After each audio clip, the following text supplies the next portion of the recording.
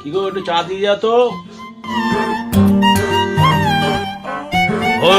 তুই আমার রানী, আমি তোর রাজার। জামা কাপড় গোছাতে গোছাতে তোমার কি সুন্দরী লাগে। কি রান্না করছো আজকে? এই তো তোমার পছন্দের খাবারই বানাচ্ছি। তুই আমার রানী। কি গো, একটু চা দেবে?